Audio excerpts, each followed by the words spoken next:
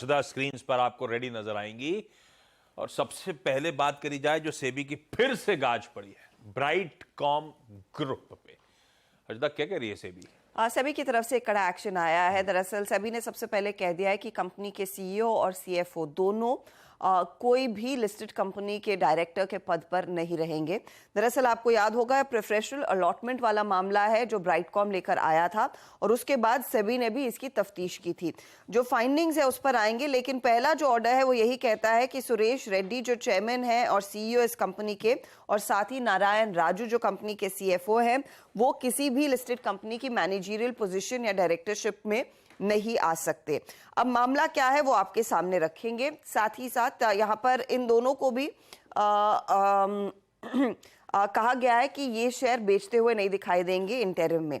Preferential issues जो company ने finance किए थे वहां पर लार्जली राउंड ट्रिपिंग का मामला निकल कर आया है। खास तौर से कुछ खास अलॉटीज के जरिए ये राउंड ट्रिपिंग हुई थी। ये भी आरोप है सेबी की तरफ से कि कंपनी ने कुछ डॉक्यूमेंट्स को फोर्ज किया, अपने बैंक स्टेटमेंट्स को यहाँ पर फर्जी बैंक स्टेटमेंट्स दिखाए थे और उसके बाद दरअसल यहाँ पर बड़ी गड़बड़ी उभर कर आती हुई दिखाई दी है। सेबी ये भी कहता है कि इस प्रेफरेंशियल इशू में कुछ ऐसा पैसा भी था जो इस कंपनी के डायरेक्टर्स ने और इन दो एंटिटीज ने लार्जली साइफन ऑफ किया है। प्रेफरेंशियल इशू के जरिए जो पैसा रेज किया था वो कंपनी की दूसरी सब्सिडरीज में गया और वहां पर साइफनिंग होती हुई दिखाई दी। इस पर्टिकुलर मामले में सेबी ने दरअसल 22 अतिरिक्त लोगों पर भी रोक लगाई है कि वो ब्राइटकॉम में इन्होंने जो प्रेफरेंशियल इशू में पार्टिसिपेट किया था वो स्टॉक को ऑफलोड नहीं करेंगे, उस स्टॉक को बेचेंगे नहीं। तो बड़ा मामला है और ब्राइटकॉम को लेकर हमने वैसे भी देखा है, इस पर काफी आलोचना भी हुई थी कि किस तरह से यहाँ पर फंड्स का गलत इस्तेमाल किया गया, किस तरह से प्रेफरेंशियल इशू के रूट का गलत इस्तेमाल किया गया, और उस पर अब सेबी का एक्शन आता हुआ साफ दिखाई दे रहा है।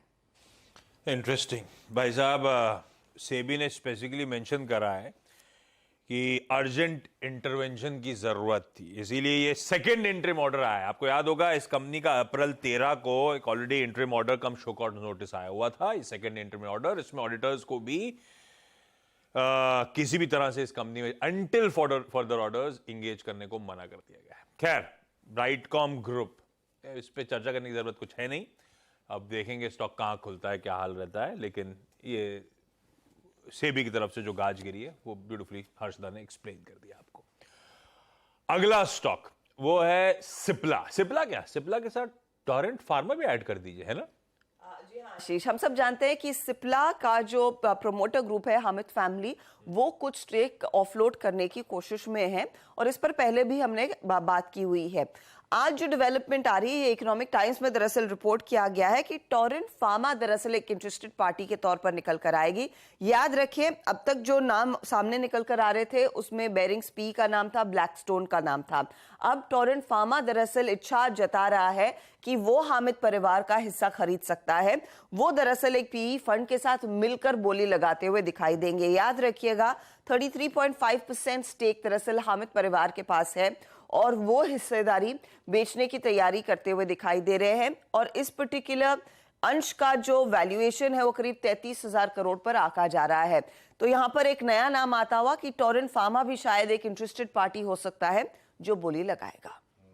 लेकिन लग रहा है कि सिप्ला की मतलब वो सिप्ला के लिए अच्छी बोलियां आएंगी। बहुत अच्छा बिजनेस है और आई थिंक इंडिया की सबसे पुरानी, I think pre independence time की ये कंपनी है और अब तो खैर फार्मा में ट्रैक्शन भी बहुत अच्छा है। सिप्ला के पिछले क्वार्टर के नंबर्स, उनकी कमेंट्री बहुत शानदार थी।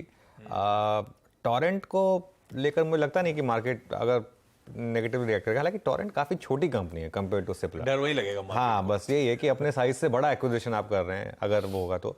लेकिन मुझे अभी भी लग रहा है कि आशीष की इसमें ज़्यादा बड़े जो फ्रंट रनर्स होंगे वो पी प्लेयर्स होंगे, उनके पास अच्छा कैश होता है। बेरिंग और जो दूसरा नाम आ रहा था, ब्लैकस्टोन का नाम आ रहा था शायद, आई थिंक वही रहेंगे ज़्यादा बड़े। ये तो बहती गंगा में हाथ धोने वाली बात है। शायद टोरेंट ने भी डाल दिया इसमें अपना हेड इन द रिंग। हो सकता है आगे जाते हुए और 2-3 प्लेयर्स भी आ जाएं इसमें। रखिए भाई, ऐसे में सिप्ला को रडार पे प्लेयर्स जुड़ते हुए प्रमोटर्स का स्टेक खरीदने के लिए इच्छुक नजर आ रहे हैं कई लोग। अच्छी खबर कंपनी के लिहाज से। ऐसे में गाबा सर, सिप्ला 1221 कल का क्लोज चार्ट्स पे कैसा प्लेस्ड? कल वैसे पूरा फार्मा ठंडा था। बिल्कुल, कल फार्मा ठंडा ही था, थोड़ा डिप पॉसिबल है, थोड़ा ज़्यादा ही स्ट्रेच हो चुका है सिप्ला, लेकिन लोअर लेवल्स पे सपोर्ट है, स्ट्रक्चर तो पॉजिटिव है नो डाउट। 1200 के आसपास एक मेरे ख्याल से सपोर्ट मिल सकता है, खरीदना कहाँ चाहिए? अगर खरीदना है तो 1250 के ऊपर या फिर थोड़ा सपोर्ट मिल जाना चाहिए सिप्ला का। लेट्स सी क्या होता है। अच्छा, सिप्ला की ये बात हो गई। एक चीज, ओरिएंट पेपर पे मयूरेश के टारगेट्स 50 लिखे थे हमने 46.5 के स्टॉप के साथ। दरअसल वो 50 नहीं 60 के लक्ष्य है, 58 से 60। डायरेक्टर साहब एक बार ठीक करा के दिखा दीजिएगा प्लेट। वो मयूरेश, मैंने रिकैप जब करा था तो मयूरेश का अपडेट आया था कि वो 50 नहीं है 60 का लक्ष्य है। क्रॉम्पटन कंज्यूमर, कल इसकी मैनेजमेंट मीट थी, मैनेजमेंट ने कुछ इंटरेस्टिंग स्टेटमेंट्स कमेंट्स दिए। हर्षदा क्या कह रही है? हम लोगों ने इसको बिग स्टॉक्स में से डिस्कस किया हुआ है। जी हाँ, यहाँ पर सीएलएसए ने दरअसल इस पर जो 365 का टारगेट आया है वो आप लोग मेंशन कर रहे थे, लेकिन मैनेजमेंट मीट में सामने निकल कर यह आया कि कंपनी एक न्यू ग्रोथ फोकस स्ट्रैटेजी पर फोकस करती हुई दिखाई देगी। इन्होंने कई सारे मल्टीपल इनिशिएटिव्स प्लान कर लिए हैं। अब उसमें उन्होंने आइडेंटिफाई किया है कि इनके पोर्टफोलियो में क्रूशियल गैप्स क्या है। वहां पर फैंस, पंप और लाइट वाले बिजनेस पर इनका ध्यान रहेगा। यहां पर कंट्रीब्यूशन बढ़ता हुआ दिखाई देगा। कंपनी साथ ही जो नई कैटेगरीज है, स्मॉल एंड किचन अप्लायंसेस वाली कैटेगरी है, वहां पर भी जोर देती हुई दिखाई देगी। अपने बिजनेस को स्केल करने का इरादा वहां पर कंपनी रखती है और ये दरअसल नए इनिशिएटिव्स है जो कंपनी के ओवरऑल परफॉर्मेंस को रीरेट करते हुए दिखाई दे सकते हैं। यही ब्रोकरेजेस का मानना है, इसीलिए सीएलएसए ने अपग्रेड किया है, बाय कॉल दिया है और यहां पर सीएलएसए का टारगेट 365 का है। नोमुरा ने न्यूट्रल रेटिंग रखी है और उनका टारगेट जो है वो 338 का है। क्रॉम्पटन कंज्यूमर बिग स्टॉक्स में चर्चा में आया था, तो टेक्निकली कैसा प्लेस्ड है ये समझ लिया जाए। सेठ साहब, क्रॉम्पटन कंज्यूमर चार्ट्स पे देखिए। जी आशीष जी, क्रॉम्पटन कंज्यूमर का अगर हम प्राइस देखें तो इसमें एक शार्प फॉल आया था, उसके बाद इसने रिकवरी दिखाई है। कल के सत्र में हमने इसमें एक शार्प पिन बार कैंडल देखा है। तो जब तक इसका लो मेंटेन्ड है, स्टॉक स्टेबल है। 292 का इसका एक नेगेशन लेवल है। 292 जब तक मेंटेन है, मुझे लगता है कि on the upwards it can touch 305 to 307 के लेवल्स। 305, 307 टेक्निकली और फंडामेंटली जो ब्रोकरेज रिपोर्ट्स आई हैं वो हर्षदा ने ब्यूटीफुली हाईलाइट कर भी दी हैं। अच्छा, आगे बढ़ूं उससे पहले एक सावंत साहब, बीएचईएल देखिएगा प्लीज। ये बीएल चर्चा में आया तो बीएचईएल याद आया। वीरू बोलेंगे बात नहीं करी, कल फट गया एकदम से, 10% चल गया है। और तेजी आएगी क्या? जी आशीष जी, कल की जो मूव है वो एक्चुअली बहुत शॉकिंग बट बहुत पॉजिटिव, और कल का जो क्लोज है 111 वो बहुत स्ट्रांग है। मुझे लग रहा है अभी ये स्टॉक अगर यहाँ पे सस्टेन करे 112 के ऊपर, तो सीधा जो नेक्स्ट लेवल ओपन हो रहा है वो 122 से लेके 125 का हो रहा है। नॉर्मली ये स्टॉक स्लो मूवर है, बट अगर ये सस्टेन कर जाए तो मुझे लग रहा है 122 भी हम बहुत जल्द देख सकते हैं। वीरू कुछ कह रहे थे? वीरू कुछ कह रहे हो आप? नहीं, मैं कह रहा हूँ शनिवार इतवार को चक्कर लगाना पड़ेगा कि माजरा क्या है, देख के आना पड़ेगा। तो ग्राउंड रिपोर्टिंग पता चलेगा आपको कि क्या चल रहा है। वैसे वो भोपाल से भी वो ट्रेन में रोल आउट हो रही है आजकल, छा रहा है बीएचईएल धीरे धीरे। खैर, बहुत बढ़िया मूव जो स्टॉक ने एंजॉय करें टेक्निकली। हाँ आशीष, ये हरिद्वार की यूनिट है ना, यहाँ पे नेवल इक्विपमेंट्स जो हैं वो बनते हैं। हाँ। आपको याद होगा जब सीएमडी साहब थे तो वो कह रहे थे। Yes. तो आपके यहाँ भले ही कुछ और हो, हमारे यहाँ कुछ और है। हाँ, नहीं, अलग अलग है। सीएमडी साहब के साथ हम दोनों ने इंटरव्यू करा तो वीरू उसकी बात कर रहे हैं, लेकिन हर्षदा के पास चला जाए, पहले सारी काम की बातें। अच्छा, भेल के केस में मैं एक चीज मेंशन कर दूं आशीष, दरअसल इनको ना एक बड़ा 4000 करोड़ का ऑर्डर हाथ लगा था कल परसों, और उसके बाद से हमने देखा है वो प्राइस एक्शन बनता हुआ दिखाई दिया है। तो उस कॉन्टेक्स्ट में आपको देखना चाहिए कि अचानक तेजी इसीलिए आ रही क्योंकि कंपनी की ऑर्डर बुक पोजीशंस दरअसल काफी मजबूत होती हुई दिखाई दे रही है, और उन्होंने अनाउंस किया था कि अदानी पावर के लिए दरअसल की तरफ से इनको 4000 करोड़ का ऑर्डर मिला और उसके बाद स्टॉक में तेजी बनती दिखाई दी। अच्छा, अब बाकी स्टॉक्स में आप आज ध्यान रखेंगे आईटी कंपनियों पर, क्योंकि आईटी कंपनियों पर गोल्डमैन सैक्स की एक डिटेल रिपोर्ट आई है जहां पर इन्होंने कई सारे स्टॉक्स पर बाय कॉल दिया है। अब गोल्डमैन सैक्स बेसिकली एलटीआई माइंट्री को लेकर बुलिश है, बाय रेटिंग है, टारगेट एलटीआई माइंट्री का 6,310 रुपए प्रति शेयर है। ये कह रहे हैं कि यहां पर सबसे ज्यादा मार्जिन एक्सपेंशन देखने को मिलेगा, मर्जर सिनर्जीज का फायदा मिलता दिखाई देगा।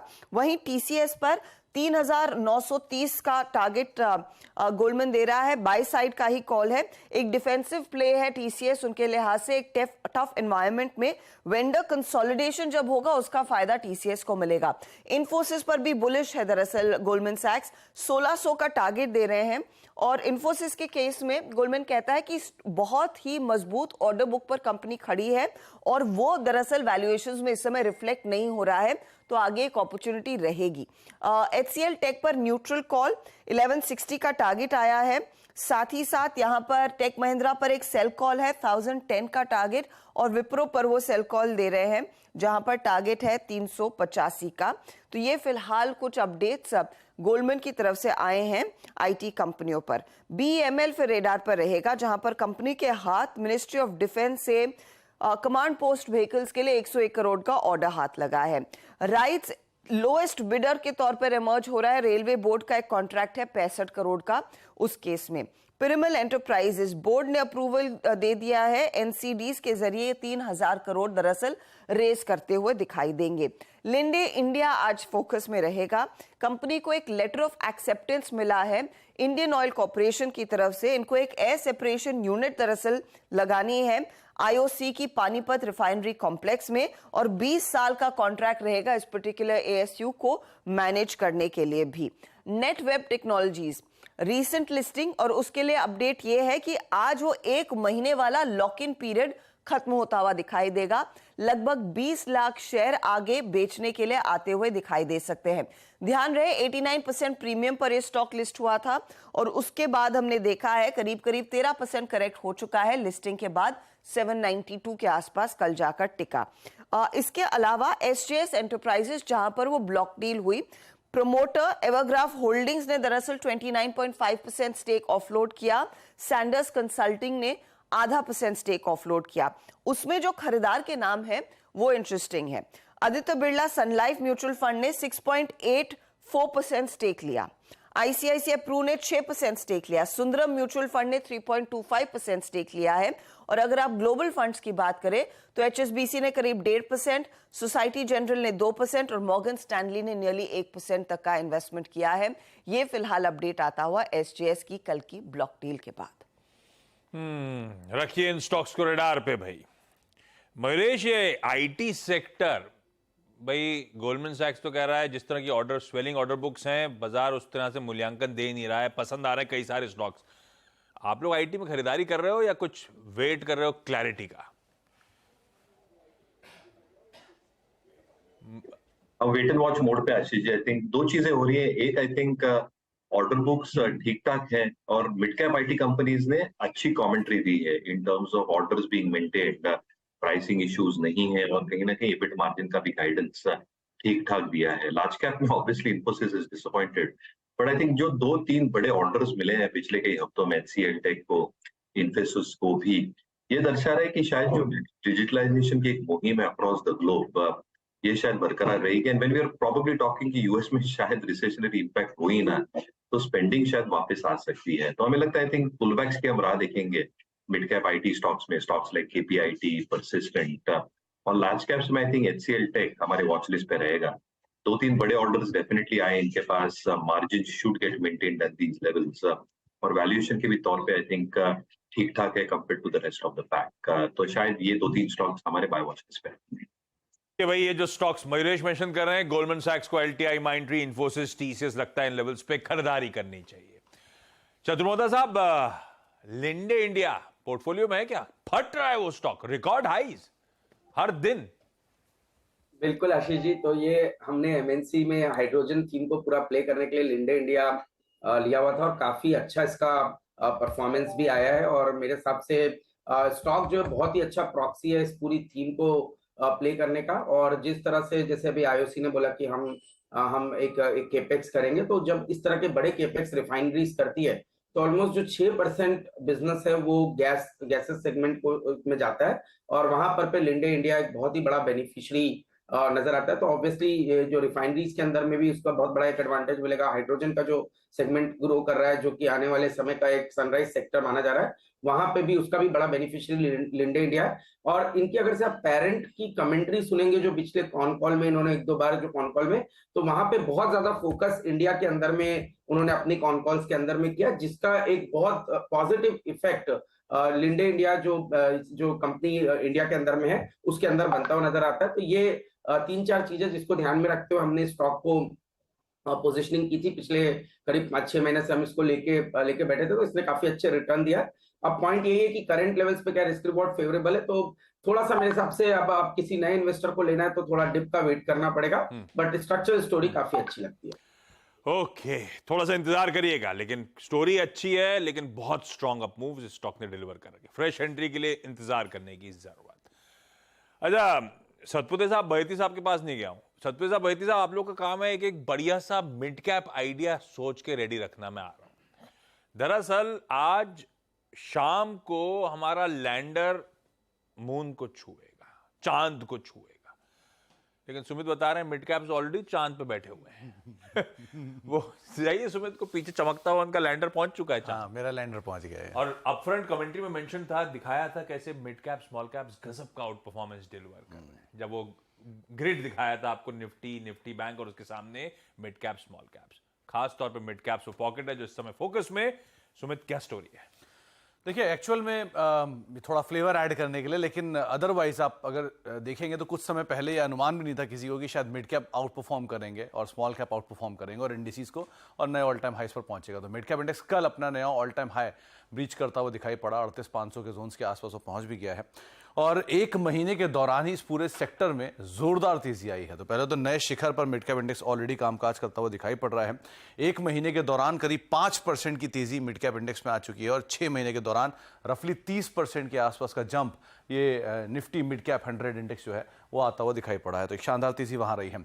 निफ्टी मिड 100 की मार्केट कैप करीब 40 लाख करोड़ के पार पहुंचते हुए दिखाई पड़ी और स्मॉल कैप इंडेक्स की मार्केट कैप रफली 15 लाख करोड़ के आसपास पहुंचते हुए दिखाई पड़ रही है। तो एक बढ़िया तेजी और अक्रॉस द बोर्ड यहां पर बाइंग आते हुए दिखाई पड़ रही है।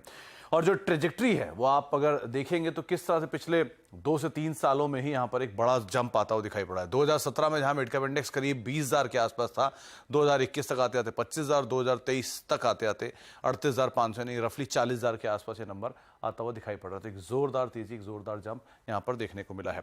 किन्होंने आउट परफॉर्म किया? बीते एक महीने में कुछ ऐसे भी शेयर रहे हैं जिन्होंने एक शानदार तेजी दिखाई है। REC 50%, Adani power 40%, IRFC 36%, gland pharma lower level से पुल बैक है 30% और GSW एनर्जी नंबर्स का भी सपोर्ट है, करीब 26% का उछाल यहां आता हुआ दिखाई पड़ा। इंडियन बैंक, स्कॉट कुबोटा लगातार तेजी में अपने ऑल टाइम हाइस पर। जी एंटरटेनमेंट, PFC और डिक्सन यहां पर तो पिछले महीने की तेजी ही कैरी फॉरवर्ड हो रही है। तो एक बढ़िया तेजी यहां पर बनते हुए दिखाई पड़ी। कुछ स्मॉल कैप ऐसे जो कि निफ्टी स्मॉल कैप का हिस्सा है इंडेक्स में, उसमें कल्याण ज्वेलर्स 30% का उछाल, अंबर एंटरप्राइज, डिक्सन की तेजी यहां पर फॉलो अप हो रही है। कोचिन शिपयार्ड 23% का उछाल यहां आता हुआ दिखाई पड़ा। कुछ देर पहले बातचीत हुई थी NBCC जैसे स्टॉक्स की, तो वहां पर अच्छी तेजी। वेल्सपन इंडिया 22% और BSC लिमिटेड 22% का उछाल यहां पर भी आता हुआ दिखाई पड़ा। ये वो नाम है जो कि स्मॉल कैप इंडेक्स के अंदर शामिल है। तो एक अच्छी तेजी मिड कैप में, स्मॉल कैप में और नए ऑल टाइम हाइस पर मिड कैप इंडेक्स कामकाज करता हुआ दिखाई पड़ रहा है। गजब के अप मूव्स, सॉलिड अपटेक्स। और ये जब दिखाई ना तो सुमित के पीछे दिखा दीजिए चंद्रयान की लैंडिंग में कितना टाइम बचा रह गया। 6:04 पे है, 9 घंटे महज दूर है उस हिस्टोरिक मोमेंट से हम लोग। चलिए, शो खत्म करने का समय। बैती साहब, क्या चुना आपने? जी, LTTS पे खरीदारी की सलाह रहेगी एज अ मिड कैप। जिस हिसाब से हमने देखा है कि पूरे IT में जहां बड़े लार्ज कैप जो है इन्फोसिस, TCS जैसे वो 20 and 200 EMA पे कंसोलिडेट कर रहे हैं, मिड कैप IT में काफी अच्छा एक बाइंग इंटरेस्ट कंटिन्यूअसली देखने मिल रहा है। Stock like persistent, Birlasoft, LTTS ये कंटिन्यूअसली हायर हाइज बनाते हुए जा रहे हैं। तो LTTS पे इन लेवल्स पे भी खरीदारी की सलाह रहेगी। हमें लगता है कि IT would be the next season का फ्लेवर। तो 4300 का एक स्टॉप लॉस लगाकर इसमें पोजीशन बनाई जा सकती है फॉर अ टारगेट ऑफ 4450 के टारगेट के लिए। नेक्स्ट फ्लेवर ये है सीजन का, LTTS। सतपुते साहब। आशीष जी, मुझे जो बढ़िया लगता है वह है ओबेरॉय रियलिटी। मुझे इनफैक्ट ये सेक्टर अच्छा लगता है ट्रेडिंग पॉइंट ऑफ व्यू से भी। तो अगर ओबेरॉय का कल का चार्ट देखें तो यहाँ पे क्लियर कट ब्रेकआउट मिला है, लॉन्ग एडिशन हुए हैं। मेरे हिसाब से इसका जो ट्रेडिंग का टारगेट होगा वो होगा 1140 का, 1090 के आसपास का बाय बनेगा, 1070 का स्टॉप लॉस। तो मिड कैप्स में कुछ नजर पे रखना है तो LTTS और ओबरॉय रियल्टी, ये वो स्टॉक्स हो गए जो प्रेफर्ड पिक्स इस पैनल